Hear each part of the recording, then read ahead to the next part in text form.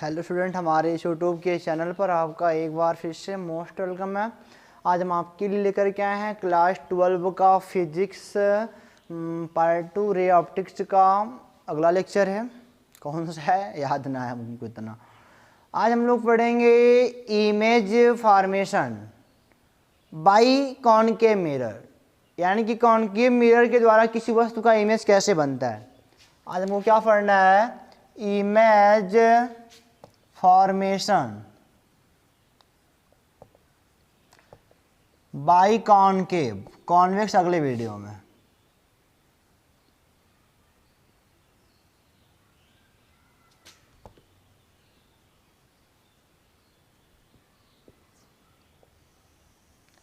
Image formation by concave mirror.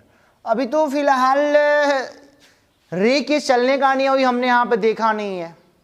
तो सबसे पहले हम क्या देखेंगे कि कॉनकेव में रे कैसे चलती है। रे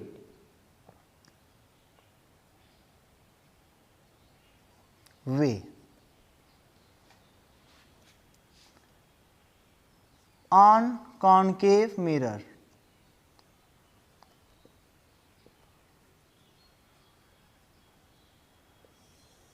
रे का रास्ता कॉनकेव मिरर में कैसा होता है, कैसे चलोगे, क्या पाओगे।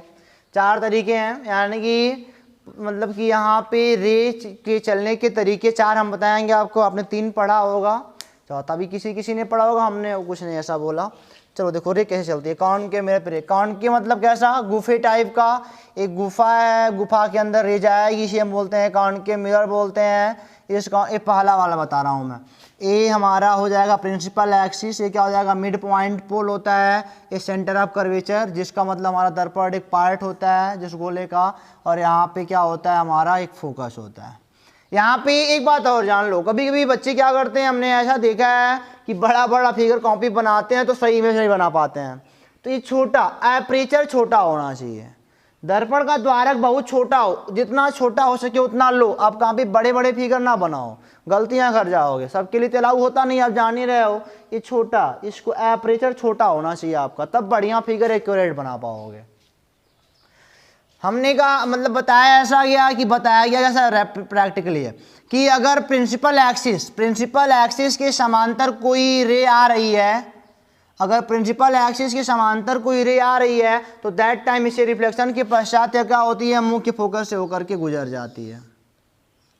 यह किसका है, कॉनकेव के लिए बता रहा हूं। अभी कॉन्वेक्स के लिए अपना अलग बनेगा, समझ गया ना। अगर प्रिंसिपल एक्सिस के समांतर कोई रे हुई तो ये मुख्य फोकस से क्या होगी, गुजर जाएगी। आप देख लो, ये सब दूरियां छोटी छोटी लेना, ये सब दूरियां छोटी छोटी लेना, समझ लो इस बात को। नहीं बड़ा बड़ा ले लो, ये ले लो, ये ले लो, बड़ा दिक्कत हो जाएगा। इस रे के देखो मैं बता देता हूं कैसे लेना है। इस रेडियस के हिसाब से एपरेचर छोटा हो बस। और ये वाला रे ऐसा नहीं कि यहाँ से गुजारना बहुत ऊपर से, अब छोटा लोगे तो छोटे में से गुजारोगे ना, समझ तो रहे हो बात हमारी। ज़्यादा इसको बड़ा कर दोगे तो फोकस वाला यहाँ थोड़ी बन ही नहीं पाएगा। तुम खाली मिलाते भरो, तुम खाली यही बस जानते हो कि मिला देंगे बीचों बीच। तो अगर 2 सेंटीमीटर का होगा तो इसको 1 पे ले लेना, बस अर्थ सारा काम छोटे में हो। अगर ये पूरा 2 सेंटीमीटर रेडियस है तो 1 सेंटीमीटर पे इसको बनाना, आधा एकदम आधे पे बनाना।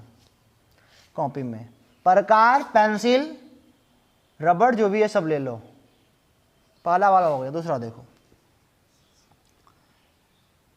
जो ये मतलब लाइट ऑफ रेज होती है ना, ये रिवर्सिबल प्रोसेस को अपनाती हैं। ये कॉनकेव मिरर है, यहाँ प्रिंसिपल एक्सिस पे पोल है, ये फोकस है, ये सेंटर ऑफ कर्वेचर है। तो रे जैसे आई इधर से गई, तो अगर मैं इधर से भेजूं तो इधर से आएगी। अरे भाई समझो हमारी बात को। देखो रे ऐसे समांतर चली तो मुख्य फोकस से आई, अगर मैंने बोला मुख्य फोकस से भेज दो तो परावर्तन के पश्चात समांतर हो जाएगी।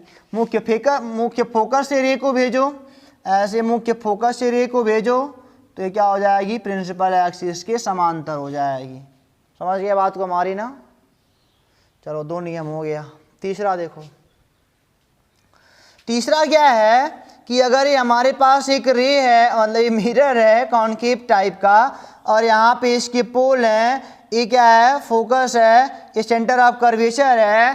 तो अगर तीसरा क्या कहता है कि अगर कोई रे सेंटर ऑफ कर्वेचर से होकर के जाएगी,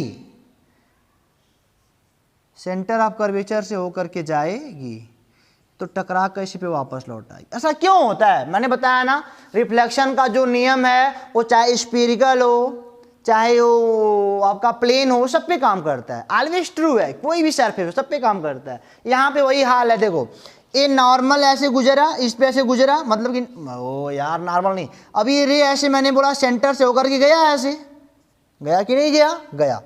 अब आप इसका नॉर्मल जानते हो कि इसका नॉर्मल बनाओ तो किसी भी स्फीयर का जो नॉर्मल होता है वो उसके सेंटर से होकर के जाता है। तो ये ऐसे गया, यही इसका नॉर्मल है। तो यानी कि आई का मान कितना हो गया? 0 हो गया। तो दैट टाइम आर का भी मान क्या होगा? 0 होगा। कब होगा? जब इसी से गुजर जाएगा। समझ गया ना? नॉर्मल इसी पे बनेगा, यानी कि आई और एन के बीच का 0 है तो इंसिडेंट एंगल 0, तो रिफ्लेक्शन मतलब कि रिफ्लेक्टेड एंगल भी 0 होना चाहिए, तो इसी पे गुजारना पड़ेगा। चौथा वाला देख लो, यह मिरर है कॉनकेव का, यह पोल है, यह फोकस है, यह कर्वेचर ऑफ सेंटर है। तो अगर कोई रे ऐसे जा रही है पोल पे, अगर कोई रे क्या हो रही है? पोल पे जा रही है, मान लो यहाँ से थीटा एंगल बनाया हो, इस वाले पॉइंट के लिए नॉर्मल होगा, इस वाले पॉइंट के लिए नॉर्मल कहलाएगा, ये नॉर्मल है। तो ये हो गया हमारा इंसिडेंट एंगल, आपतन कोण, परावर्तन कोण भी उतना होना चाहिए, तो ऐसे गुजर जाएगा बेचारा थीटा एंगल पर है।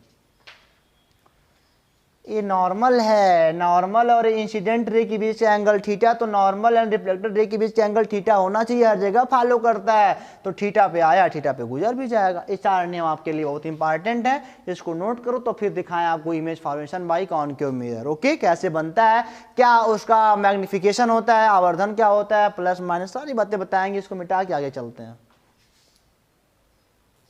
तो देखो कॉनकेव मिरर के द्वारा इमेज फॉर्मेशन, वो तीर चलने का नियम याद कर लीजिएगा, उसके बाद काम बन जाएगा हमारा। चलिए देखिए 6 केस बनते हैं टोटल।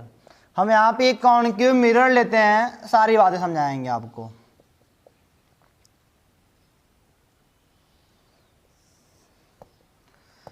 प्रिंसिपल एक्सिस, ए पोल हो गया, ए फोकस हो गया, एक कर्वेचर ऑफ सेंटर हो गया। 6 केस बनेंगे। मैं आपको बता दूं, पहला केस हमारा क्या होगा? पहला केस होगा कि हमारा ऑब्जेक्ट इनफाइनाइट पर होगा। देखो ऑब्जेक्ट कहाँ कहाँ पे होगा, वही बता रहे हैं, तो उसी का इमेज हमको बनाना है। ऑब्जेक्ट कहाँ पर होगा? इनफाइनाइट पर होगा। इनफाइनाइट का मतलब जानते हो क्या होता है? अनंत नहीं कि यहाँ है तो मुंबई बैठा है, ऐसा कुछ नहीं है।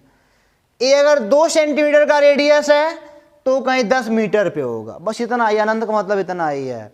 इस मतलब कि एक चींटी छोटी सी यहाँ पर अगर आ जाए तो उसके लिए सारा बोर्ड अनंत हो जाएगा। मैंने बताया भी ऐसा बात आपको। तो अगर 2 सेंटीमीटर का इसका रेडियस है तो दैट टाइम बस तो कहीं 10 मीटर पे हो, 15 मीटर पे हो, वही होता है अनंत उसके लिए। दूसरा देखो कहाँ पे होगा? दूसरा होगा अनंत, यहाँ पे लो बिटवीन, सारी बातें भी चलेंगी पता, between infinite and centre of curvature. तीसरा केस क्या होगा? At centre of curvature. चौथा क्या होगा? Between centre of curvature and focus. पांचवा क्या होगा? At focus. छठा क्या होगा? कि बिटवीन फोकस एंड पोल। देखो पहले अनंत पे थी, अनंत के बाद कहाँ पे आई? यहाँ पे कहीं पे आई, अनंत और सी के बीच आई। उसके बाद वस्तु सी पे आ गई, उसके बाद सी और एफ के बीच आई, फिर एफ पे आई, फिर एफ और पी के बीच आई। ये टोटल 6 केस बनते हैं। अब हम लोग बारी बारी से सबका अध्ययन करेंगे। ये हो गया 6 केस हमारा, और हमने अब देखा पहला वाला जब वस्तु अनंत पे। अनंत वाला बेटा मैं एक बात आपको बताऊं तो अनंत वाला थोड़ा तो भी बताऊंगा कि अनंत से आने वाली किरणें पैरेलल होती हैं, तो कैसे समझोगे? अनंत से आने वाली किरणें पैरेलल होती हैं तो कहोगे सर ये रटा तो दिया, समझा पाया नहीं। तो अभी ये वाला छोड़ते हैं, अभी 5 देख लेते हैं, किस सेकंड से देखते हैं। पहला वाला अंतिम में दिखाएंगे कैसे छोटा सा बनता है ऑब्जेक्ट, कैसे उल्टा सीधा होता है, वहाँ पे सवाल बहुत सारे होंगे। ये सब देखो आराम से क्लियर हो जाएगा। अभी अब पहला वाला बाद में करेंगे। पहला वाला क्या कहता है? अगर वस्तु इनफाइनाइट पर है तब, ये हमने बनाया, हमको देखो सारी बातें पती हैं कहाँ कहाँ पे, और आप नाप जोख के करना। मैं तो मुझे सारा बात पता है कहाँ कहाँ बनता है, मैं वहीं बनाऊंगा, ज़बरदस्ती वहीं बनाऊंगा मैं तो। ये हो जाएगा एफ, अरे पी, ये हो जाएगा एफ, ये हो जाएगा सेंटर ऑफ कर्वेचर। वस्तु हमारा कहाँ पे है, इनफाइनाइट और सेंटर ऑफ कर्वेचर के बीच में है। वस्तु का नाम हमने रखा ए बी। तो अब दो कोई रेत किरण का नियम लगा दो। वस्तु से चलने वाली प्रथम वस्तु के, देखो वस्तु ए बी के बिंदु ए से चलने वाली प्रथम प्रकाश की किरण जो कि मुख्य अक्ष के समांतर चलती है, दर्पण से परावर्तन के पश्चात मुख्य फोकस से होकर के गुजर जाती है, इसका पहला नियम है। दूसरा वाला, दर्पण के बिंदु ए से, अरे वस्तु के बिंदु ए से चलने वाली द्वितीय प्रकाश की किरण जो कि मुख्य फोकस से होकर के जाती है, दर्पण से परावर्तन के पश्चात मुख्य अक्ष के समांतर हो जाती है। तो जहां पे रे काट रही है ना, वही हमारा इमेज बना है। और ये देखो, क्योंकि किरणें कहाँ से चली हैं, बिंदु ए से चली हैं। किरणें कहाँ से चली हैं, बिंदु ए से चली हैं। तो यहाँ पे क्या होगा, किसका प्रतिबिंब होगा, बिंदु ए का ही प्रतिबिंब होगा। जहाँ चला वही तो होगा। तो ये हो जाएगा ए डैश हो गया, और डॉट डॉट करके ऐसे बना लो, भाई ए डैश, ये उल्टा वाला इमेज है। इसका नाम दे दो बी डैश, बी डैश, इसका नाम दे दिया हमने बी डैश। जहाँ पे, यहाँ पे मत बनाने लगना, ये नहीं, यहाँ पे जहाँ पे लास्ट में काट रही हो हमको देखना होता है, लास्ट वाला रिजल्ट, गुजरने के पश्चात जहाँ पे काट रही है। ये अभी यहाँ पे गुजर रही है, अभी यहाँ पे गुजर रही है, यहाँ पे काट लोगे तो अभी तो आ रही है ना, ए बार जा रही है, तो नहीं, वहाँ पे नहीं, जहाँ से दोनों गुजर रही हैं कट रही हैं वहाँ पे। तो हमारा बन गया ए बी का इमेज, हमारा आ गया, क्या आ गया, ए बी डैश आ गया।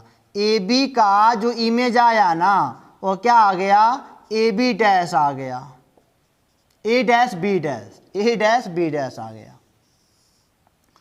अब इस इमेज के बारे में पढ़ा जाए तो क्या होगा, यहीं पे बनता भी है, सेंटर और ऑफ के बीच बनता है, सेंटर ऑफ कर्वेचर और फोकस के बीच ही बनता है। जो इमेज है ना, इमेज के बारे में लिखा जाए IMAGE, इमेज के बारे में, अबाउट इमेज। तो इमेज कहाँ पे बना, तो लिखोगे image formed between curvature of centre and main focus, main focus के बीच बना। दूसरी बात क्या बोलोगे आप, दूसरी बात, इमेज रियल बना है और उल्टा बना है। इमेज कैसा बना है, रियल बना है, और कैसा बना है, उल्टा बना है। तो यहां पे बोलोगे सर, ये हो जाएगा रियल, एंड यहां पे उल्टा का मतलब इन्वर्टेड, वास्तविक और इन्वर्टेड। एक बात है अभी जान लो, जो रियल होगा इन सब खेल में, दर्पण के खेल में जो रियल होगा वो पक्का उल्टा होगा, जो उल्टा होगा वही रियल होगा, जो रियल होगा वो पक्का उल्टा होगा, या फिर जो उल्टा होगा पक्का रियल होगा। एक इरेक्ट होता है, इरेक्ट माने सीधा होता है, इरेक्ट मीन्स क्या होता है, सीधा होता है, इन्वर्टेड मीन्स उल्टा होता है। चलिए यहाँ तक बात क्लियर हो गई। अब यहाँ पे हम बात कर लेते हैं इसके साइज की, इमेज की साइज की अगर मैं बात कर लूं तो क्या लग रहा है आपको, ये छोटा है, वस्तु से छोटा है, यानी कि इमेज क्या है, image is small, image is small, smaller then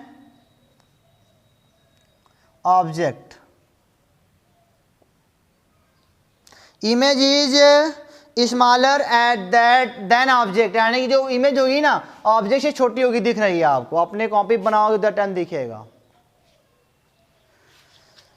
थोड़ा छोटा होता है, ज़्यादा छोटा नहीं होता है, थोड़ा छोटा होता है। चौथी बात अगर मैं आपको बताऊं इसके मैग्निफिकेशन की, अब मैग्निफिकेशन क्या होता है भाई साहब, देखो आवर्धन, यहाँ पे आवर्धन लीनियर के लिए बात हो रही है, लीनियर रेखीय आवर्धन, अभी बहुत सारे आवर्धन आपको मिलेंगे। लीनियर मतलब कि लाइन लाइन लाइन लाइन, ये क्या होता है, मतलब कि मैं बताऊं कि आवर्धन बराबर क्या होता है, इमेज की लंबाई, length of image upon object की लंबाई, लेंथ ऑफ ऑब्जेक्ट। देखिए आवर्धन m बराबर क्या होता है, length of image upon length of object होता है। ये बात आपको पता चल गई ना। अब बुकों में से दिखाया जाता है आई बाई ओ दिखाया जाता है। एक बात और है, एक बात देखो, अगर ये रियल है तो ये देखो मैंने आपको पढ़ाया है, साइन कन्वेंशन की चीज़ें पढ़ाई हैं कि प्रिंसिपल एक्सिस के ऊपर पॉजिटिव उसके नीचे नेगेटिव, तो अब ये नेगेटिव होगा ना, एक नेगेटिव तो होना है, तो यहाँ पे हो जाएगा m बराबर माइनस आई बाई ओ, ये हमारा इसका फार्मूला होगा। यहाँ पे आई क्या है, लेंथ ऑफ इमेज, ओ क्या है, लेंथ ऑफ ऑब्जेक्ट है। ठीक है, चलिए अच्छा मैग्नीट्यूड की इसकी मैं बात कर लूँ, इसके मतलब कि मैग्निफिकेशन के मैग्नीट्यूड की मैं बात कर लूँ तो कितना होगा, ये तो हो गया आपका माइनस आई बाई ओ हो गया। चलिए मैग्नीट्यूड इसकी कितनी होगी, एक से ज़्यादा, एक से कम, एक से बराबर, तो ये देखो छोटा है ना, ये छोटा है, इससे छोटा है। अगर मान लो हमारा वस्तु 5 सेंटीमीटर का रहा होगा तो ये 4 का ही बनेगा, तो m का मान आएगा -4/5 बराबर 0.2 माइनस का हो भी। हमको मैग्नीट्यूड चाहिए तो हम बोलेंगे कि एक से छोटा है यार, 0.2 जो है ना, मैग्नीट्यूड लोगे तो प्लस में ही आएगा और एक से छोटा होगा। इस वाले कंडीशन में मैग्नीट्यूड छोटा होगा, जो आवर्धन का मैग्नीट्यूड छोटा होगा, एक से छोटा होगा। ठीक है ना, यहाँ पे लिख लो मैग्नीट्यूड छोटा होगा एक से, ज़्यादा नहीं, छोटा थोड़ा मोड़ा छोटा होगा एक से। एक से छोटा है कि ना है एक मतलब हमने ज़्यादा का मतलब यहाँ पे देखो इमेज बहुत ज़्यादा छोटा नहीं, इमेज तो इनसे थोड़ा मोड़ा छोटा बनेगा, और ये वैल्यू जो भी होगी ना, अरे गलती हो जाएगा ना, ये आएगा 5 अट्ठे 40 आएगा, ये 8 होगा। एक से छोटा हमेशा आएगा क्योंकि इमेज की लंबाई छोटी हो रही है और वस्तु की लंबाई बड़ी हो रही है, तो एक से छोटा हमेशा आएगा। ठीक है, तो ये बातें आप नोट कर लो। बाकी दूसरा केस देखते हैं, तीसरा वाला, इसको मिटा के तीसरा देखो। और बेटा तीसरा वाला कह रहा है केस थर्ड जो है ना, वो कह रहा है इमेज आपका कहाँ पे है, एट सेंटर ऑफ कर्वेचर पे है। तो यहाँ पे एक हमने बनाया छोटा सा, ये बनाया हमने, ये यहाँ पे ऐसे बनाया, ए पी हो गया, ये क्या हो गया, एफ हो गया, और ये क्या हो गया, सेंटर ऑफ कर्वेचर हो गया। बनाने आता ना, प्रकार लेना छोटा सा लेना, कितना भी बड़ा गोला बना लो, कितना भी बड़ा गोला बना लो, ये छोटा सा काटना, ज़्यादा बड़ा मत काटना, बहुत छोटा काटना। अब हमने कहा कि जो ऑब्जेक्ट है ये मतलब कि एट सेंटर है, एट सेंटर पे ये ऑब्जेक्ट है, तो इसी पे हमने ऑब्जेक्ट को रख दिया, एक हो गया ए, एक हो गया बी, इसका नाम ए बी रख दिया। हमने बोला कि चलने वाली प्रथम प्रकाश की किरण मुख्य फोकस से होकर के गुजर जाती है, एफ वाला पॉइंट इनके बीच में लेना, मतलब मेन पॉइंट पे ही, वो कैसे, या तो स्केल से नाप लेना या तो फिर प्रकाश से काट के ले लेना।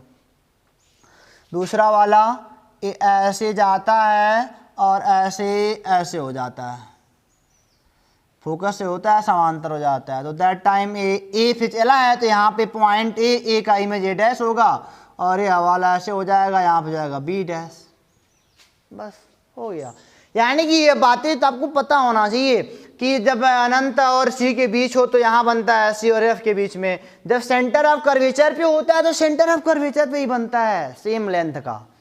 तो अब इमेज के बारे में बात कर लिया जाए, इमेज क्या होगा क्या नहीं होगा, तो इमेज कहाँ बना, image formed at centre of curvature. Second बात क्या हो गया, उल्टा है तो पक्का रियल होगा, रियल एंड इनवर्टेड।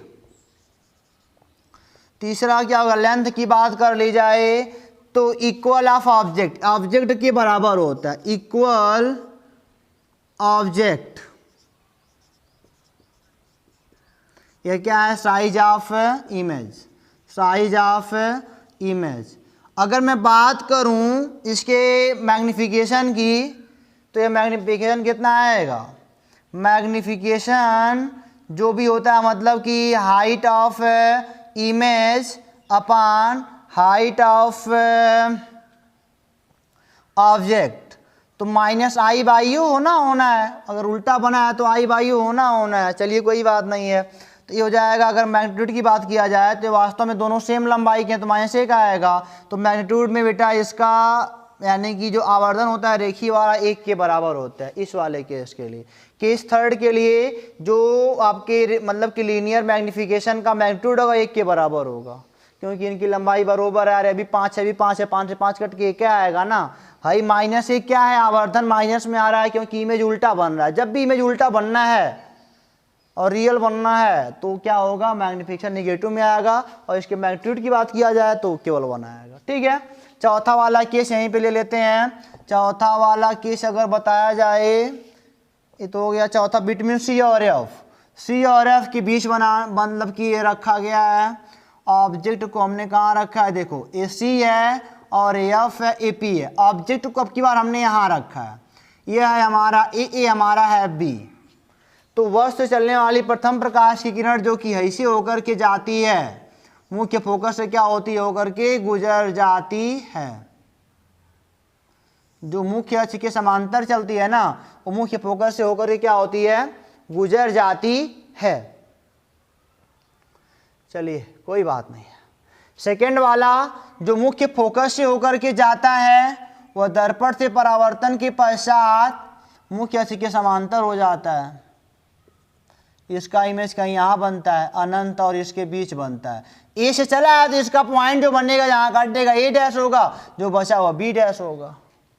क्या समझे, समझ गया ना। वो इससे सेंटर ऑफ कर्वेचर के थोड़ा बाहर बनता है, सेंटर ऑफ कर्वेचर के थोड़ा बाहर बनता है। यानी कि मैं पूरी बात बताऊं, जैसे जैसे इमेज आगे चलता जाएगा वैसे वैसे इसकी मतलब लंबाई बढ़ती जाएगी। अनंत से इमेज को आप आगे ला रहे हो तो इमेज पीछे की ओर भाग रहा है। अगर मैं कहूं कि अगर अनंत से और पीछे की ओर जाओ, अनंत मतलब मैंने बताया ना लेंथ के हिसाब से होता है, उसके और पीछे जाओ तो इमेज और छोटा होता जाएगा। ये अभी देख लो, जैसे जैसे इमेज हमारा आगे होता जा रहा है, मतलब वस्तु हमारा आगे होता जा रहा है, इमेज पीछे होता जा रहा है, इमेज की लंबाई बढ़ रही है। यहाँ पे इमेज की लंबाई बढ़ गई है। देखो ये पिछले पहले वाले केस में क्या था, इमेज थोड़ा छोटा था वस्तु से, दूसरे वाले में बराबर हो गया, तीसरे वाले में उससे बड़ा बन गया यार। ठीक है ना। तो इसका मैं बनाऊं जो इमेज के बारे में बताया जाए तो क्या लिखोगे यहाँ पे, formed between infinite and centre of curvature. दूसरा क्या लिखोगे, यार ये अभी रियल है, रियल भी है, उल्टा बना है तो इन्वर्टेड एंड रियल तो लिखना पड़ेगा। इन्वर्टेड है तो रियल है, रियल तो इन्वर्टेड है। अब यह क्या है, वस्तु की लंबाई से बड़ी हो रही है, यानी इन लार्ज। यह क्या है, इन लार्ज, यानी कि वस्तु की लंबाई से थोड़ी बड़ी है। इमेज के बारे में पूरा बता रहा हूँ। चौथा क्या है, इसका मैग्निफिकेशन कितना होगा, वही -i/u होगा। लेकिन अब की बार इमेज बड़ा है, वस्तु छोटा हो रहा है, इमेज थोड़ा बड़ा है।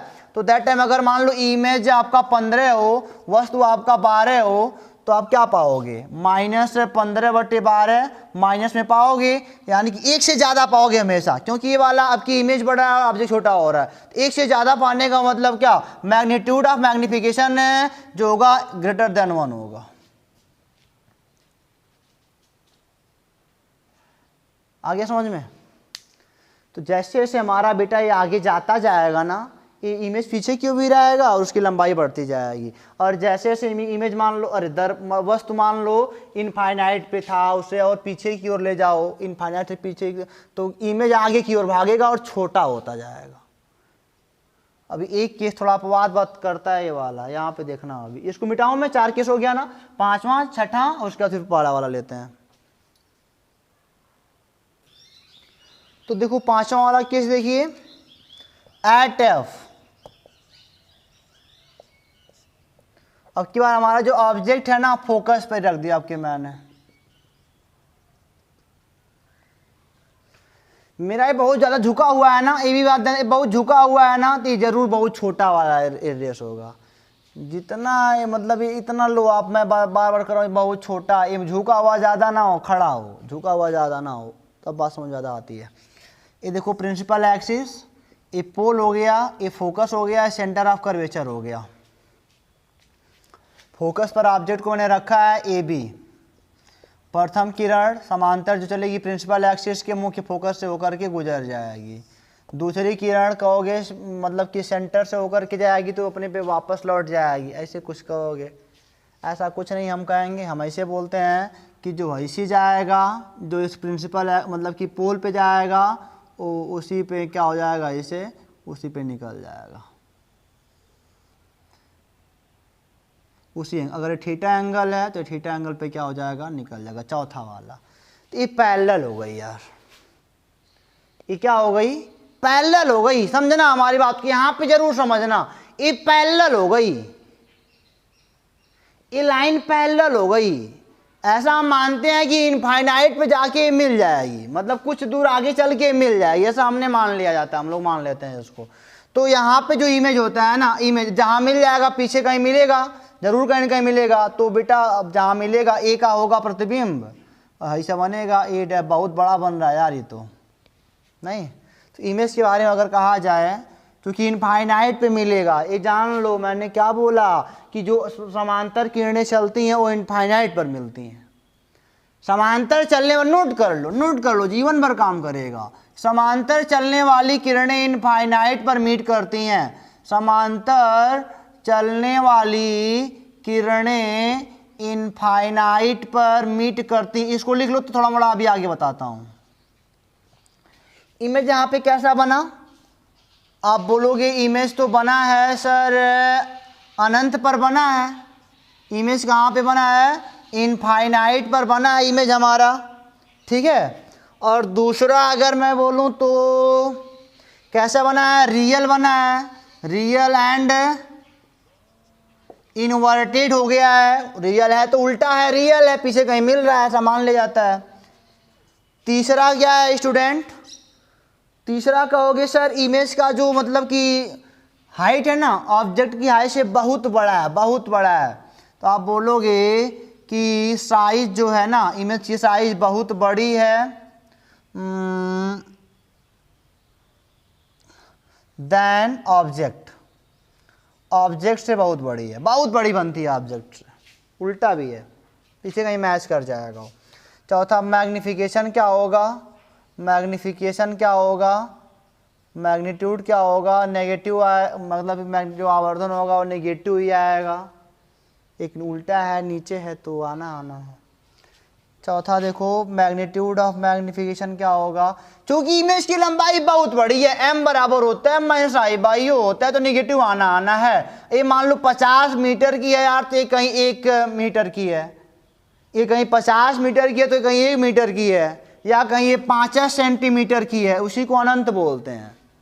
ये देखो बढ़ गया इमेज की लंबाई, जैसे जैसे ऑब्जेक्ट आगे की ओर जा रहा है इमेज की लंबाई बढ़ती जा रही है, यहाँ पे बहुत बड़ी हो गई, यानी कि भाग दोगे तो बेटा आप क्या पाओगे, 5 सेंटीमीटर में लिख रहा था, बहुत बड़ा होगा 1 से, m का मान 1 से बहुत ज़्यादा बड़ा होगा। मैग्नीट्यूड में मैग्निफिकेशन तो इसका भी नेगेटिव आएगा, बट 1 से बहुत बड़ा आएगा, केवल मैग्नीट्यूड की बात मैंने करी है। छठा देखो किस, छठा अगर मैं बताऊं आपको तो ये देखो हमारे पास एक मिरर है, यह बात बहुत पते की है, यह एक पोल है इसका, यह फोकस है, यह सेंटर ऑफ कर्वेचर है। अब की बार वस्तु को हमने कहाँ रखा है, अब की बार हमने वस्तु को रखा है बिटवीन एफ एंड पी, ऐसे रखा है। तो क्या होगा, इसका नाम ए बी रख दो। चलने वाली प्रथम प्रकाश की किरण जो समांतर चलती है प्रिंसिपल एक्सिस के, वह मुख्य फोकस से होकर के गुजर जाती, अरे मुख्य फोकस इधर यहाँ बना है भाई, गड़बड़ जा रहा है ना।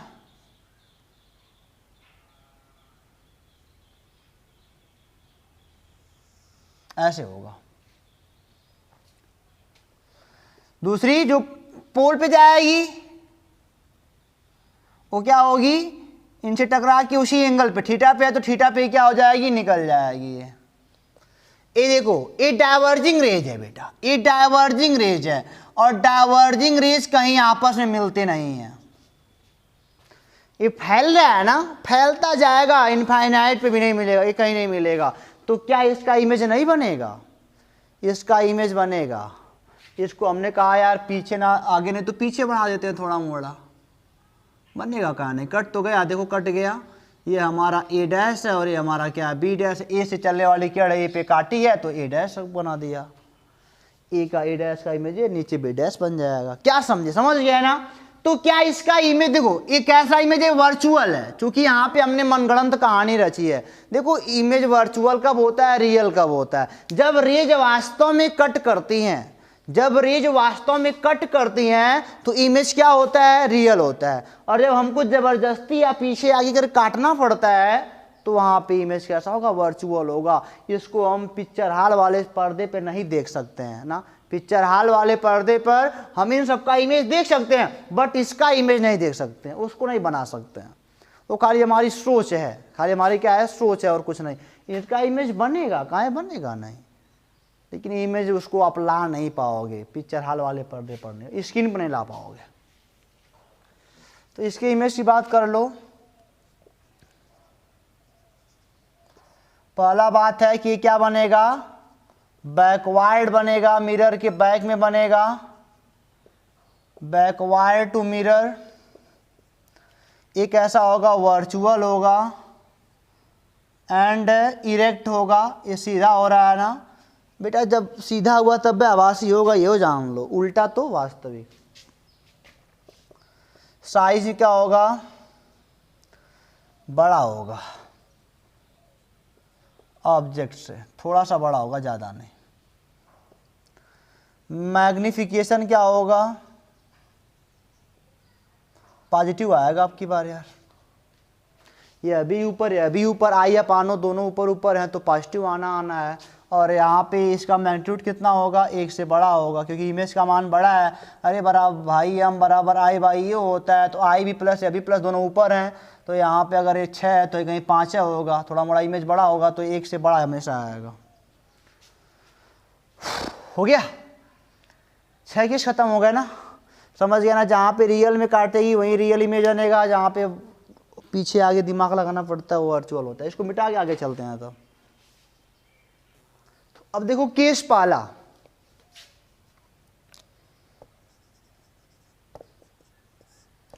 जब ऑब्जेक्ट कहां पे हो, इनफाइनाइट पर हो। ये मान लिया ये हमारे पास एक कॉनकेव मिरर है, ये क्या है, पोल है, ये फोकस है, ये कर्वेचर ऑफ सेंटर है, ठीक है। अनंत का मतलब क्या मैंने बताया ना, अगर 2 होगा तो कहीं 10 मीटर से आएगा यार।